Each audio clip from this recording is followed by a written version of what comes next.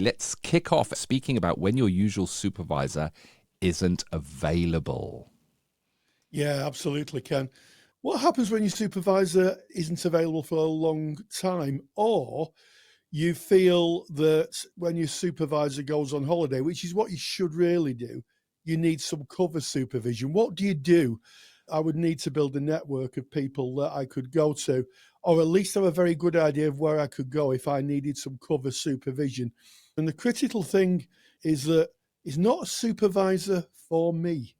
It's a supervisor to supervise my work with clients. Yeah. So my supervisor needed to have an understanding of the client base that I was working with, and also the modality that I was using. Yeah. Yes. You may be listening and thinking, wow, that's an interesting consideration. That's never happened to me. How common is that? It is more common than you might think. And I also want to say that certainly in the Counselling Tutor Facebook group where we have these kind of conversations, I have often seen individuals posting in saying, hey, any supervisors out there, I need emergency supervision, my supervisor's ill, or whatever the reason is. So it happens. And I think that the importance of this topic is that we get the opportunity to think about these kind of events coming up before they're here. If you find yourself in that moment where you suddenly need to scramble to get a supervisor stand-in in an emergency situation, it can put pressure on you. If you had a plan and had thought this through beforehand, it would be more service to you, your practice, and your clients.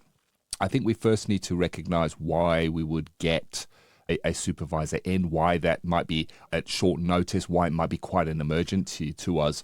And this is because we are called to by our ethical bodies to have regular counselling supervision to maintain the appropriate ongoing supervision. And we're mandated. There's a little bit of flexibility in that, but not much. You need to be taking your client hours to supervision for very good reason, and you can't really miss that or stretch it. Specifically, if you're a student and you're in placement, as soon as you go past the required supervision hours, any hours that you're sat with a client actually don't count towards your final mark. So we're called upon to do it. This is not a nice to have. If we're working to an ethical framework and we're insured, it's something we need to really look at. Now, Rory, you mentioned, and I think this is an important one, you spoke about that you need a supervisor that understands your modality. You might be working online. You would expect the supervisor to understand online working to be able to work with you. Are there any other areas that we need to think about? Yes, and the first thing I'd say is you need to be realistic about the client group, the cohort of clients you're working with. If you're working with what I would call high-risk clients, it's not a phrase I like to use, but those who maybe talk about taking their own life, drug use, there's a myriad of presentations where the risk ramps up. You would need to think about, does the supervisor have experience in this area? Also, the therapeutic stage, where are you with clients? Some might just be beginning their journey, some might be coming to an ending. And then be realistic about the support. So if your supervisor says, I'm going in hospital for an operation, I think you really need a conversation. Say, look, how long will you be away for? And then you can determine, do you need just perhaps one-off support? Or is it going to be regular interim supervision? I think it's worth reminding ourselves that people go through unexpected and life-changing events. You really have to think about that. And what I would say is you're not being disrespectful to your supervisor. My job when I was a therapist was to give the best possible service to my clients within the ethical framework that I worked under. It's not a case of saying, I don't want to deprive my supervisor of their income and their ill as well. I'll just wait 3 months until they come back.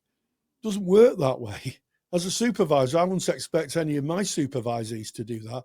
I would be actively encouraging them at the point I say I'm off to look at other supervisors. And in fact, my supervisor, when she was off, gave me the card of her supervisor and arranged for us to meet so that we could meet up and see if we got on. What I call good practice management. Yeah, and it leads me into what I was thinking of bringing. It's a beautiful segue, Rory, in that if you're thinking about this now and saying, okay, what would I do in that situation if it arose? Then the next part of that is finding a supervisor who is the right fit for you, which can be tricky if you've got a short period of time where you need to get something in. I would say the less time you have, generally the less choice you have, and the more expensive things usually turn out when you got less time. If you were putting this plan together now, there's nothing wrong with speaking to a number of supervisors and suggesting, I just wanted to meet up with you because do you offer short-term supervision or limited time supervision if I should ever need it? I would have no issue in shopping around and speaking to a number of supervisors and dropping into them and saying, I've got a supervisor at the moment, but if anything ever happened, I wonder if you'd be up or interested in me contacting you as an emergency supervisor. And I think that leads on to where you might look and what the routes are of supervision. So what options do you have? So the temporary external supervisor is what we've spoken about, and you would make sure that they fit your modality of working, your client group. There are also group supervision spaces. It can be online, it can be in person, and there will be a group supervision experience, which definitely counts as supervision. And of course, I would suggest the following. If you are looking at group supervision, it's like any group. It forms together and it bonds together and it becomes a powerful group. Just dropping into a group can be quite difficult. And of course, there's the internal support, and that might be your clinical lead or your practice manager or somebody working within your counselling practice that you could go to, a safeguarding lead that you could speak to as well. You could maybe note that down if you had to do any defendable decision making of why you didn't take every single hour to supervision. You could say, while I was looking, I did the following things. And I wonder if there's anything you'd like to add to that, Rory, anything I might have missed or you want to go deeper into. Yeah, what I would say, Ken, is that you need to check your ethical body's guidance, because I seem to remember reading many years ago that if you were a member of the BACP, it was acceptable if you were not an accredited member to have a group supervision to count into your supervision hours. But when you became accredited, you had to have one-to-one supervision. And so I would check, if you're a private practitioner, check your ethical guidelines. Go to the ethical body, contact them, get that information, preferably emailed to you, so you've got an evidenceable chain. If you're a student, you really need to look and speak with your tutor, because as you rightly say, Ken, there's a totting up procedure to be able to claim the hours against the qualification, and any hours that aren't supervised do not count against the qualification. Also, I think there's a conversation to be had. Do you tell your client that you're using a different supervisor? And I'm not saying you should. I've never seen any ethical imperatives that say you should, but you might want to think about that, because you tell your client it may not be appropriate, but I think we have to have these conversations, Ken.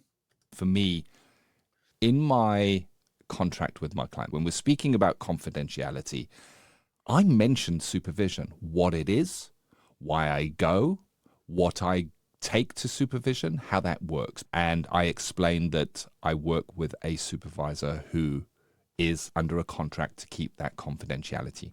So the client is aware that I take their presentations to supervision. I wonder if that is enough, as long as I was still contracted with the new supervisor with the same confidentiality contracting in place, there would be no reason to tell them that I'd changed supervisors. But I think it's important that they know at the very beginning of practice. And that's just my thinking on the go here. Yeah, I think you're on the right lines, Ken.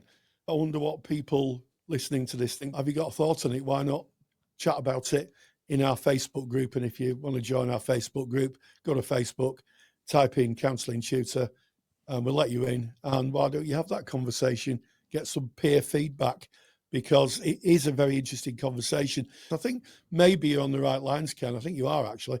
Maybe you say, I have supervision, and leave it in the plural as opposed to the singular. If you think about how group supervision, you'd hardly be naming all the people in the group to the client of the group supervision that you go to. I think that the client would trust that they would be protected by the contract and that we would be contracted with the other professional.